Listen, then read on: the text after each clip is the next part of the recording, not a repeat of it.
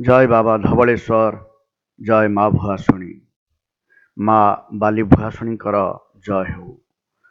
माँ बाली भुआसुणीकर अपार कृपारू आज शह शह भक्तंकर जीवन रक्षा हो जाइछि। माँ भुआसुणीकर अलौकिक षंढ माँ भुआसुणीकर ଏହି ଶ୍ରୀଯୁକ୍ତ ଷଣ୍ଢ ରକ୍ଷା କବଚ ଆଜି ଭକ୍ତଙ୍କର ଜୀବନକୁ ରକ୍ଷା କରିଦେଇଛି। ଆଜିର ପଞ୍ଚୁକରେ ଘଟିଗଲା ଏକ ବଡ଼ ଅଘଟଣ।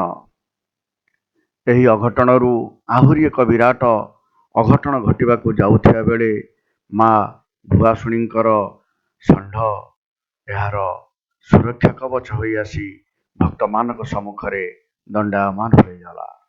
ମାରି ପକେଇଲା ପରେ ମହାଦେବ ଦେଲେ ସୋମବାର ତାକୁ ଆଉ ବହୁତ ଉତ୍ପାତ ହେଲୁଣି ଆଉ। ଠିକ କହିଲ।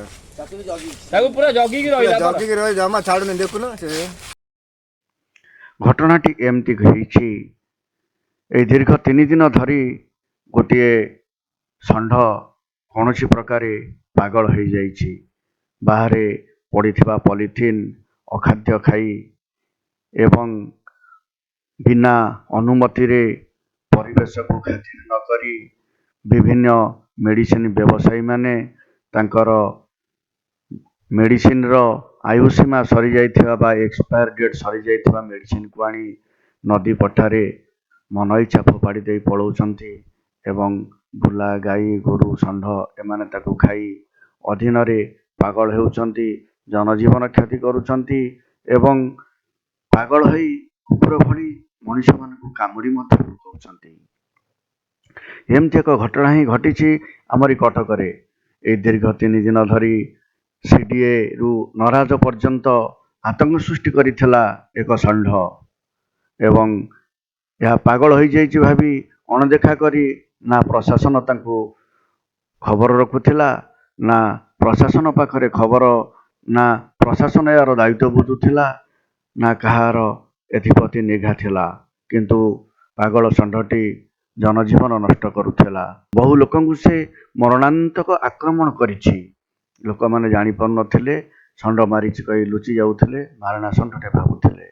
କିନ୍ତୁ ଏଇ ଗତକାଲି ପିଲାମାନେ କ୍ରିକେଟ ଖେଳୁଥିବା ବେଳେ ଭୁଆସୁଣୀ ଏବଂ ସେହି ପାଗଳ ଷଣ୍ଢଟି ନରାଜରୁ ରାତିଆ ରାତି ଆସି ମା ଭୁଆସୁଣୀଙ୍କ ପଠାରେ ଲୁଚିକି ରହିଥିଲା।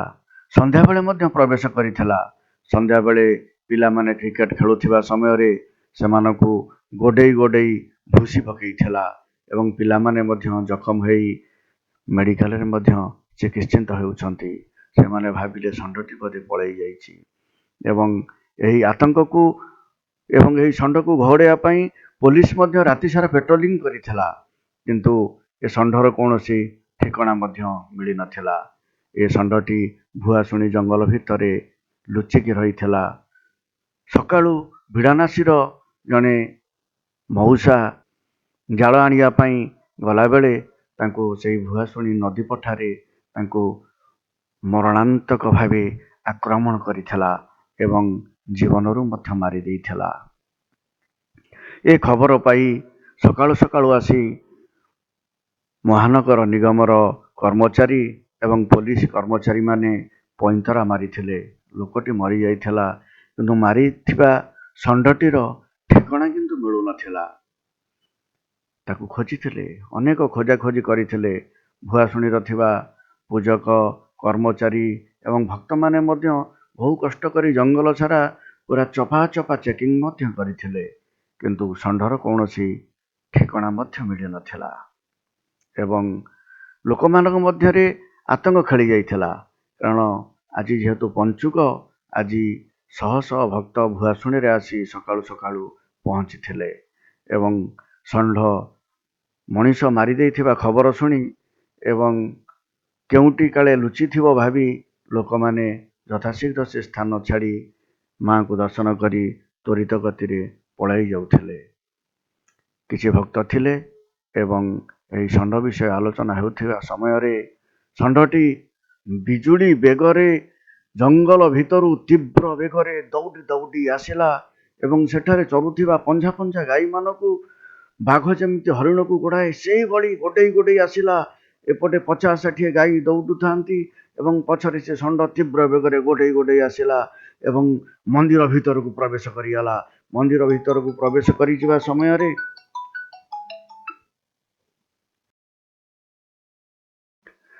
ଏହି ସମୟରେ ଷଣ୍ଢଟି କେଉଁଠି ଥିଲା, ହଠାତ୍ ବିଜୁଳି ବେଗରେ ଆସି ମନ୍ଦିର ମୁଖ ଦେଇକିରି ଦୌଡ଼ି ଦୌଡ଼ି ତଳେ ଯିବାକୁ ବିଜୁଳି ବେଗରେ ଯାଇଛି। ଏହି ସମୟରେ ତଳେ ଆତଙ୍କ ଖେଳି ଯାଇଛି।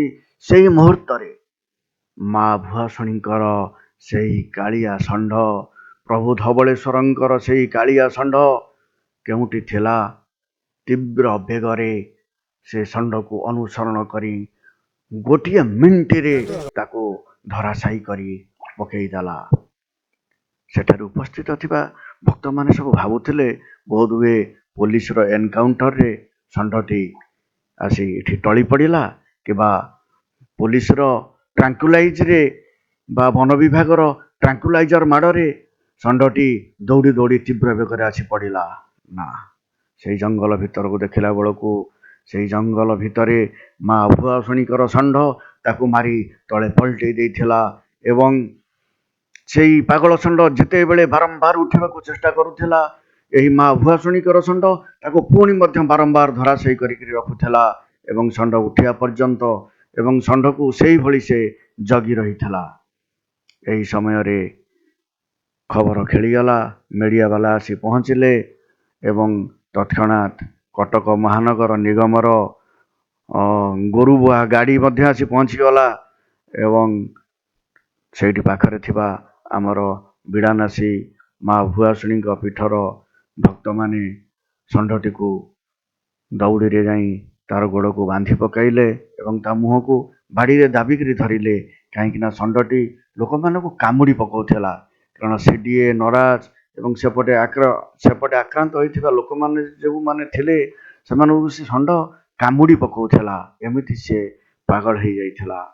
ତେଣୁ ବାନ୍ଧି ସାରିଲା ପରେ ଷଣ୍ଢଟିକୁ ମ୍ୟୁନିସିପାଲିଟି ଗାଡ଼ିରେ ନେଇଗଲେ ଏବଂ ସେଇ ପର୍ଯ୍ୟନ୍ତ ମଧ୍ୟ ସେ ଷଣ୍ଢଟି ତାଙ୍କୁ ଜଗିକି ରହିଥିଲା। ମ୍ୟୁନିସିପାଲିଟି ଗାଡ଼ି ଯିବା ପରେ ମା ଭୁଆସୁଣୀଙ୍କର ଷଣ୍ଢ ପୁଣି ମନ୍ଦିର ଅଭିମୁଖେ ଯାଇ ତାର କର୍ମରେ ଲାଗି ପଡ଼ିଥିଲା। ଏହା ହେଉଛି ମା ଭୁଆସୁଣୀଙ୍କର ପ୍ରତ୍ୟକ୍ଷ ଲୀଳା। ଏ ଲୀଳାର ପଟାନ୍ତର ନାହିଁ।